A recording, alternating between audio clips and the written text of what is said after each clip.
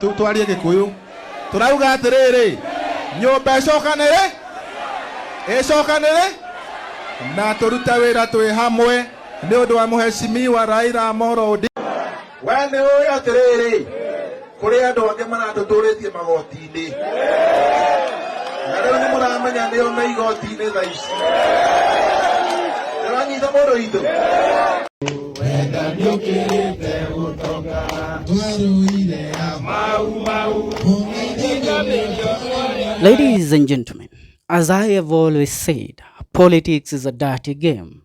And the politics of Kenya are the dirtiest and the murkiest waters one can navigate. There is a man. He is a mystery. His political influence in the Mount Kenya region, 1-0, can't go unnoticed.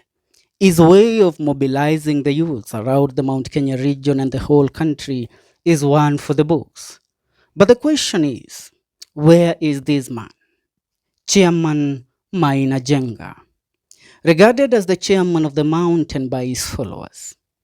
The last time Maina Njenga made a public appearance that stirred the nation was about 6 months ago in Nyeri town, where he attended the prayer meeting held by Kikuyu prophet Maina or OTC, where GACHAGUA's wife, Dorcas Rigathi, had been the presiding pastor in the event. And it was a dramatic event where, after Maina arrived, Dorcas GACHAGUA was whisked away by her security moments after the followers of Maina Njenga invaded the event and the venue. Something that was condemned by many leaders in the country, laying the blames on Ruto's government, accusing them of using the former Mungiki leader to intimidate and sell fear to the people around the Mount Kenya region.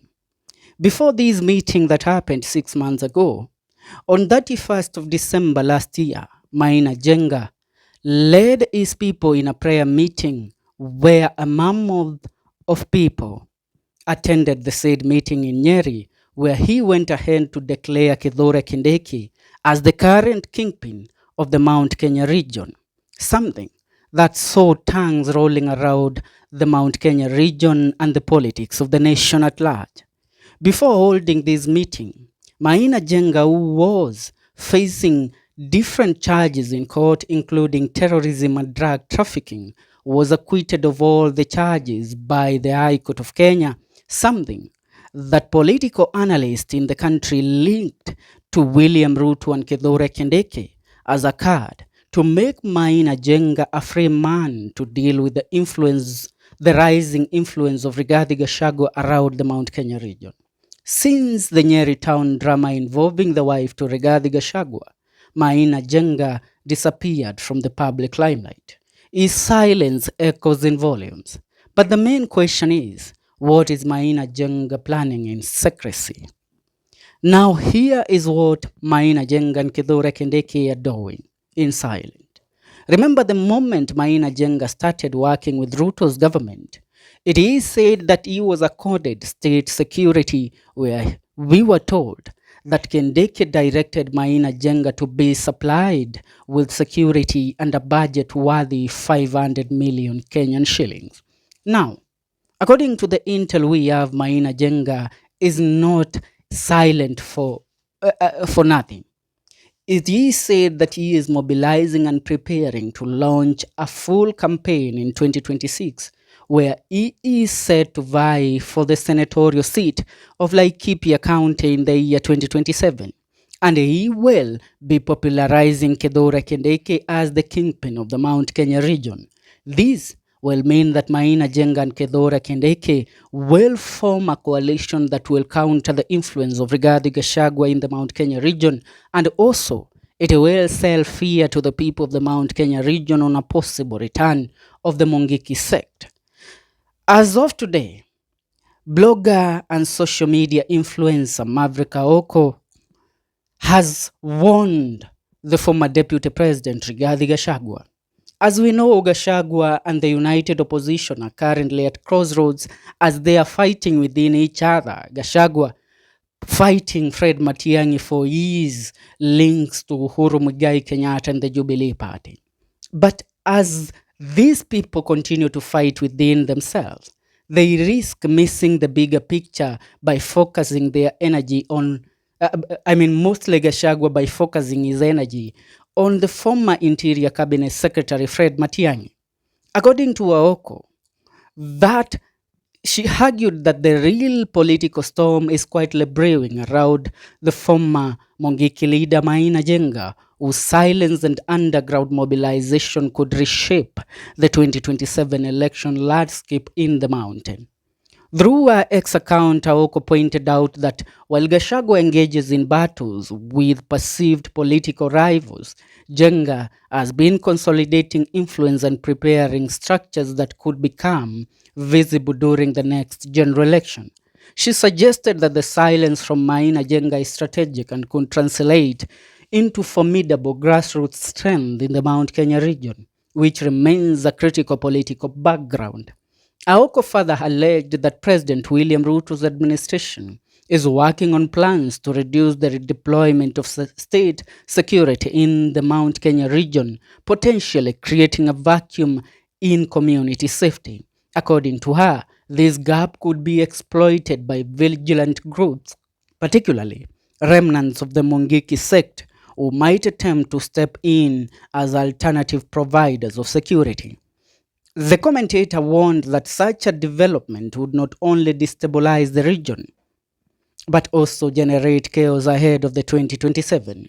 In her view, allowing state actors to manage security would threaten peace and hand them dangerous leverage during an election cycle.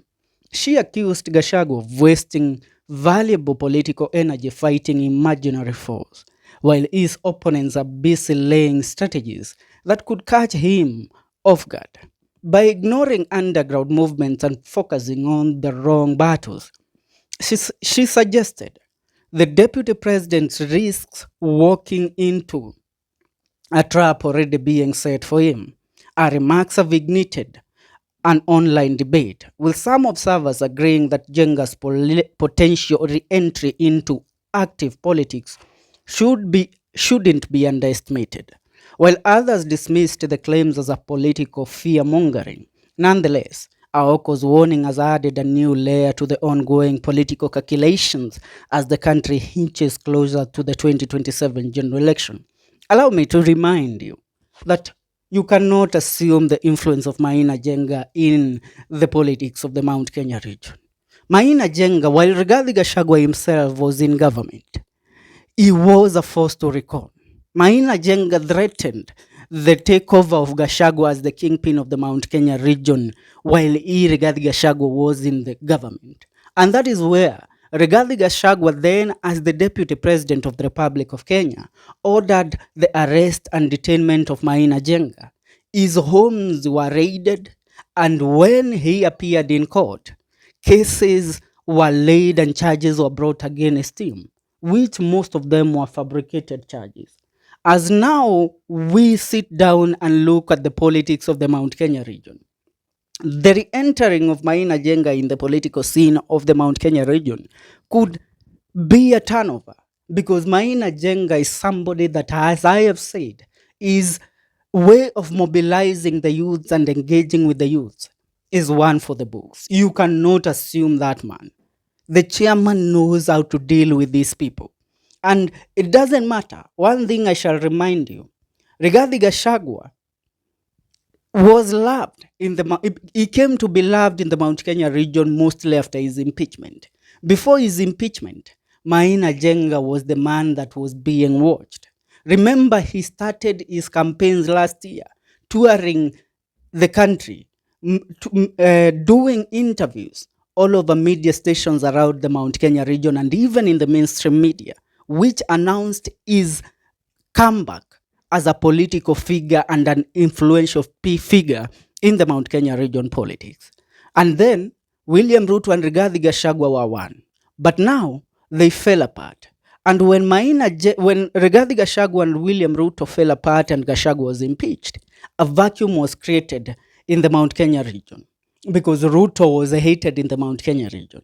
It has been so hard for KITHURE KINDIKI to mobilize and even connect with the people of the mountain, because he is not a politician and he is not a mobilizer nor a strategist, which is something that Rigathi Gachagua is.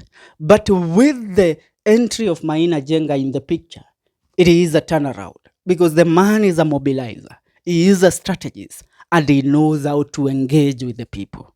Ladies and gentlemen, tell me what you think will happen if Maina Njenga comes back in the year 2026 and joins KITHURE KINDIKI to popularize Ruto's bid. And I tell you, he will be given a chance to vie for the Laikipia seat.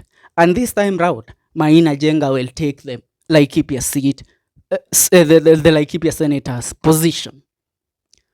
Watazamaji, achia maoni yako kwenye comment section. Tuungane katika video zetu zijazo. And don't you forget to subscribe. This is the Kenyan Daily Report.